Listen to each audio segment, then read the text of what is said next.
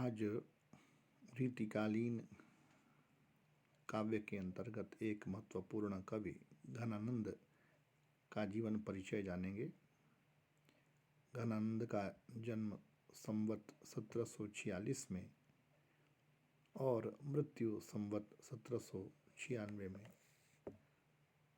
रीतिकालीन साहित्य को जो 3 धाराओं में बांटा गया है, इसमें पहली धारा है रीतिबद्ध काव्य धारा, जिसके अंतर्गत केशवदास, सेनापति, पद्माकर आदि कवि आते हैं। दूसरी काव्य धारा जो है रीति सिद्ध कवियों की है, जिसके अंतर्गत बड़े कवि के रूप में बिहारी आते हैं। और तीसरी रीति मुक्त काव्य धारा है, जिसके अंतर्गत घनानंद, आलम जैसे कवि आते हैं। घनानंद रीति मुक्त काव्य धारा के महत्वपूर्ण कवि हैं और रीतिकाल के कवियों में जिनका महत्वपूर्ण स्थान है।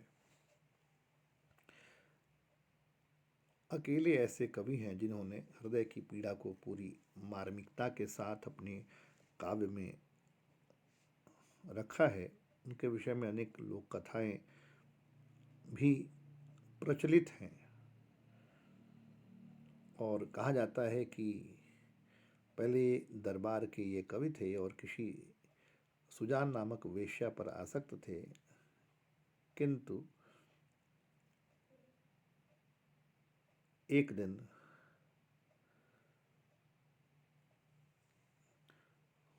वो किसी घटना से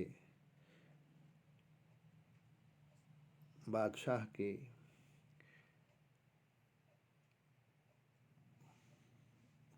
कोप भाजन हो गए और बादशाह ने उनको दरबार से निकाल दिया। इससे वे आहत हो गए और उनकी जीवन दृष्टि बदली और वे वृंदावन चले आए और कृष्ण की भक्ति में अपने को समर्पित कर दिया।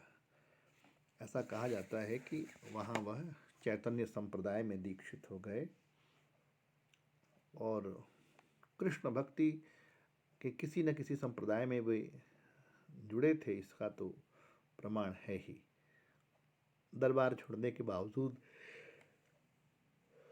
उनके मन में उनकी प्रेमिका सुजान की स्मृति बनी रही। हर कवित्व में वे इसीलिए सुजान को याद करते हैं। नादिर शाह के आक्रमण के समय कत्लेआम का शिकार घनानंद भी हुए थे। घनानंद शुद्ध कवि थे। आचार्य रामचंद्र शुक्ल ने उनके सुजान सागर, विरह लीला, कोक सागर, रसकेली वल्ली, कृपानंद आदि काव्य ग्रंथों का उल्लेख किया है। घनानंद कवित्त शीर्षक से प्रकाशित ग्रंथ में उनके कवित्त संकलित हैं। असली नाम को लेकर मतभेद है, कुछ लोग घनानंद कहते हैं, कुछ लोग आनंद घन कहते हैं। तो घनानंद ने अपने काव्य में प्रेम, सौंदर्य और विरह का बड़ा ही सूक्ष्म, मार्मिक और उत्कृष्ट वर्णन किया है। उनके पूरे काव्य में आप देखिए वियोग रस की प्रधानता है। एक विरही जीवन का कवि है घनानंद और हृदय की विभिन्न दशाओं की व्यंजना, अनुभूतियों की व्यंजना अत्यंत कोमल और उदात्त भाव से इनके यहाँ होती है और मूलतः प्रेम के कवि हैं। ब्रज भाषा में प्रवीण कवि हैं, स्वच्छंद स्वभाव के हैं, प्रेम की पीर या विरह की व्यंजना में बेजोड़ हैं। इनकी कविताओं में लाक्षणिक मुहावरे और प्रयोगधर्मी कविताएं हैं इनकी। तो प्रेम की पीर का अनुभव करने वाले ऐसे रीति मुक्त धारा के जो कवि हैं, सच्चे प्रेम पथिक के रूप में जिनकी कीर्ति है, ऐसे घनानंद की कुछ कवित्व को हम यहाँ पर देखेंगे। देखते हैं, एक कवित्व देखते हैं। हीन भये जलमीन अधीन, कहा कछुमो अकुलानि समाने, नीरस नेही कोलंक कलंक, निरास वैकायर त्यागत प्राणे। प्रीत की रीत सुख्यों समझे, जड़ मीत के पाने परे को प्रमाणे, या मन की जुदशा घन आनंद, जीव की जीवन जान ही जाने।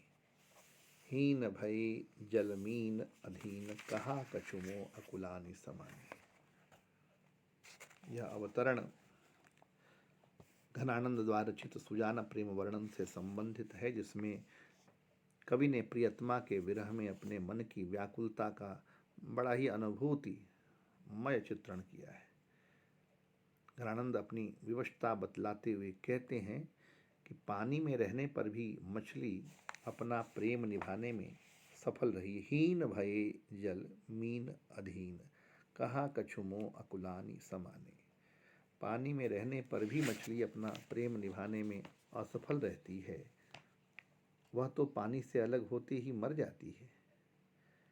वह मेरे प्रेम समान प्रेम में आकुल नहीं होती है।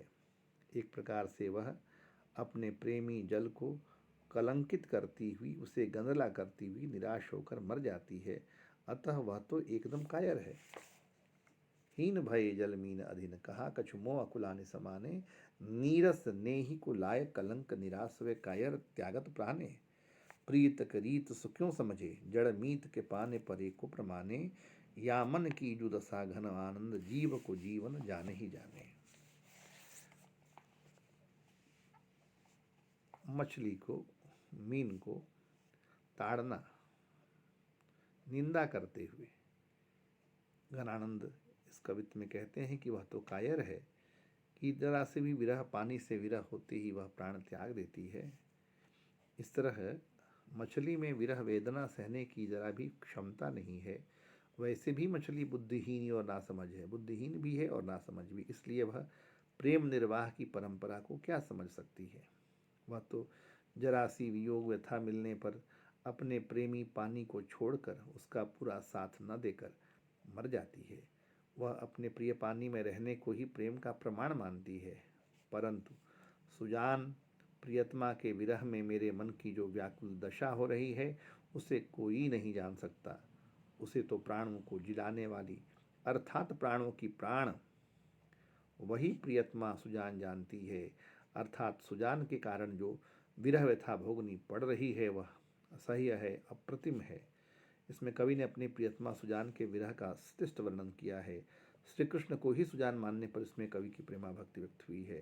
श्लेष, अनुप्रास, यमक, काव्यलिंग आदि अलंकारों का यहाँ पर प्रयोग हुआ है। आगे हम देखते हैं कवित्व।